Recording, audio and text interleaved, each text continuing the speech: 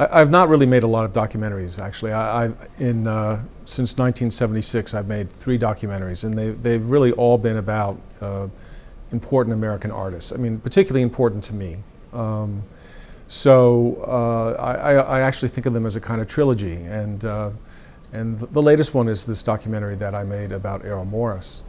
And I think the films have a few things in common, and one of them is I felt that each of these artists were in some way underappreciated, misunderstood, and they were people who really interested me. They were actually people who had an impact on my life in a very personal way. So I used the film in part as a way to get to know them better, and also to be able to understand them better, to communicate to people why they were as important as I felt they were.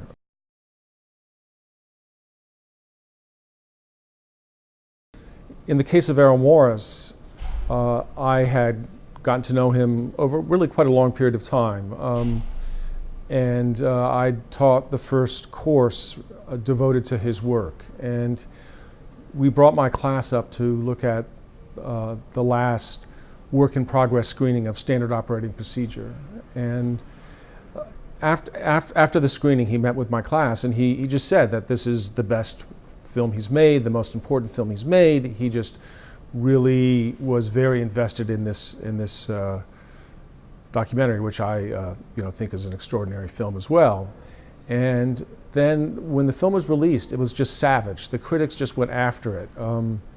Actually, a colleague of mine wrote a very nasty piece about the Standard Operating Procedure in Art Forum. And then he had the uncommon indecency to die right afterwards. So that was his last will and testament, that Standard Operating Procedure was a terrible film.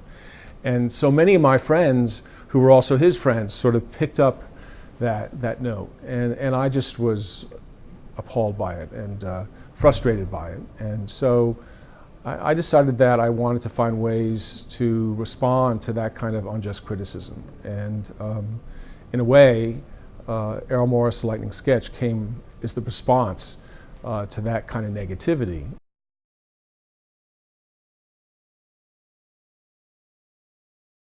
In a way, if a documentary is a way to get to know someone better, and I certainly learned a lot about Errol in the course of making that documentary about him. And I particularly got to know, I think, a lot about him at that particular moment, which is when he was still in a state of depression and a sense of loss. Still deeply wounded, really, by the response to Standard Operating Procedure. I think that gets communicated quite clearly. But I think there were other things that had coincided with that in different ways.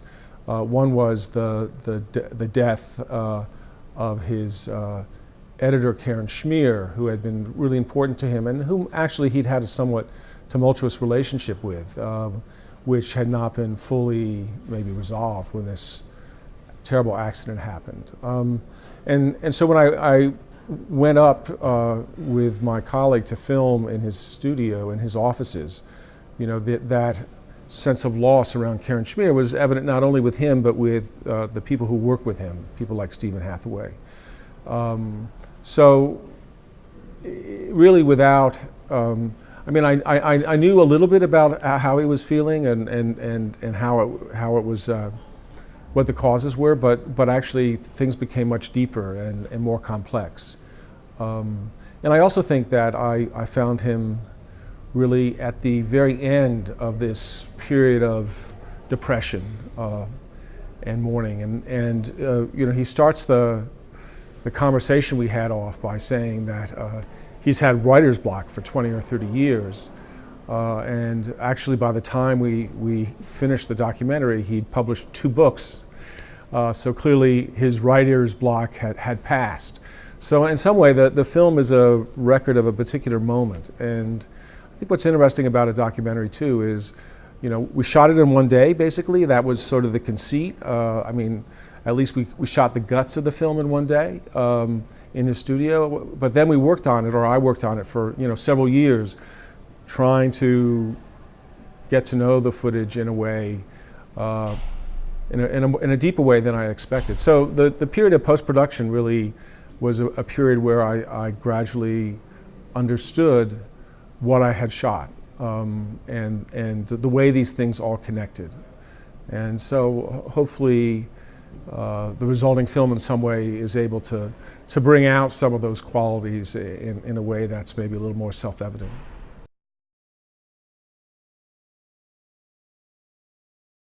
I mean, I think that documentary filmmaking was in a kind of crisis in the mid-1980s, at least in the United States.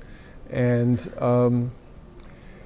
you know, I'd actually had the privilege of working with some important cinema verite documentary filmmakers, and I just had a sense that things weren't very exciting, and that in some ways documentary had come to an end. People were talking about, you know, the inadequacies of documentary in terms of film truth, of cinema verite, and there was a kind of movement towards a kind of postmodernism, that truth is really unknowable, that it's all language, etc. And so the Thin Blue Line, which was, I want to point out, not Errol Morris's first film, but his breakthrough film, was really a kind of radical response to that.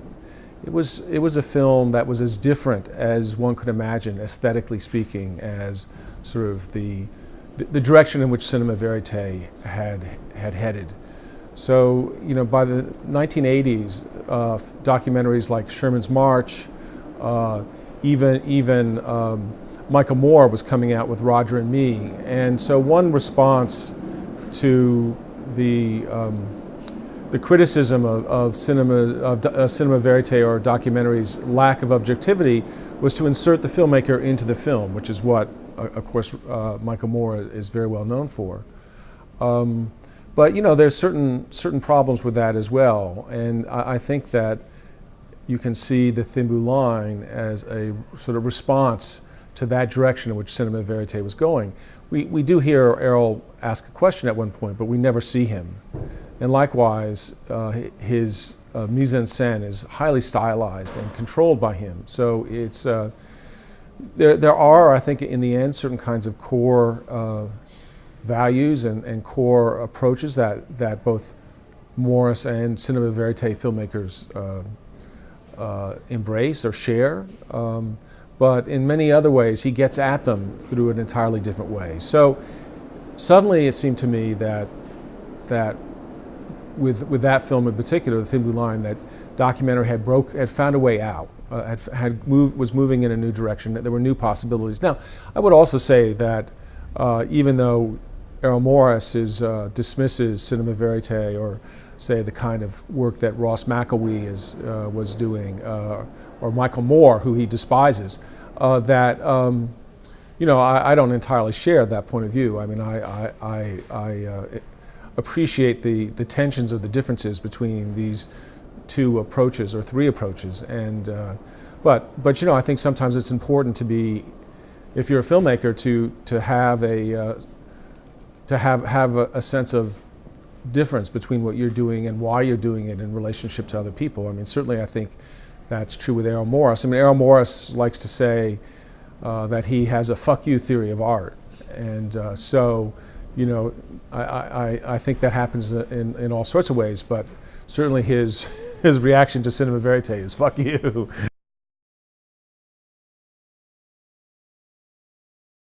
So that really intrigued me. I mean, I think that as you can see, that we in fact share certain interests. I mean, in other words, he says that he's interested in pariahs, you know, people who have sort of been demonized, discarded by society, like the bad apples in the enlisted people in standard operating procedure. And as I said, you know, the three artists that I have made documentaries about are artists who, you know, have not been considered.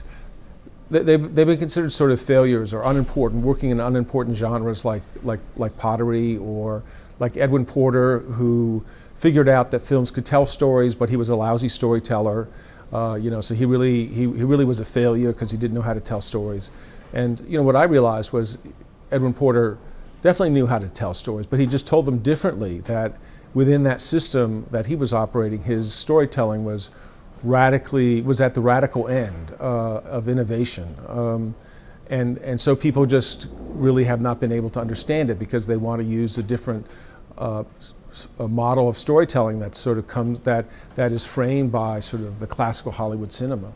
So I think that that's one of the things that about Errol's ongoing work that really continues to interest me. That his films are about people who have been demonized in one way or the other, and I mean. I don't escape those prejudices, I mean, Robert McNamara has not been my favorite figure in American political life. I mean, I worked on a documentary about the Vietnam War for 2 years, so it's a real challenge to sit and watch Fog of War and let Robert McNamara reveal himself and expose his complexities and flaws and humanness in a way that some critics, at least, found really distasteful.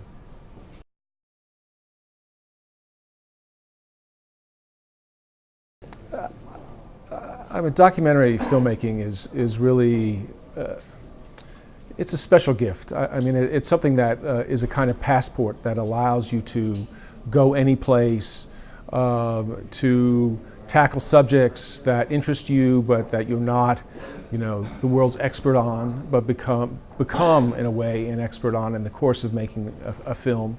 It enables you to meet people and to ask them questions that people you couldn't meet, and certainly people you couldn't ask questions of without the camera. So I mean, I was able to find out all sorts of things about Errol Morris in the course of making Errol Morris: A Lightning Sketch. For instance, I didn't know that he only has sight in one eye. So he reveals this to me in the course of the film, and I'm sort of like, this is like, I thought I knew this guy pretty well, and I didn't know he was, had sight in one eye. And there were also other things that happened in the course of that film. Misunderstandings, perhaps, on my part. I'd always heard that he really hated A Brief History of Time, so there was this very awkward moment where where I set up a question for him to go in one direction, and he was really taken aback and puzzled and even a little upset. So I had to sort of explain to him how I'd come to that conclusion, and that led to a very, I think, revealing explanation of the difficult time he'd had on the film and how he'd come close to being fired and how hard that experience was, which is the basis under which I had heard how he hated the film. He didn't hate the film, he loves the film, but I think it's fair to say that the process, much of the time he hated the process he was undergoing in making that film. So I mean, these are the kinds of opportunities, the luxuries that having a camera can give one. It's one of the pleasures, I guess, of documentary filmmaking.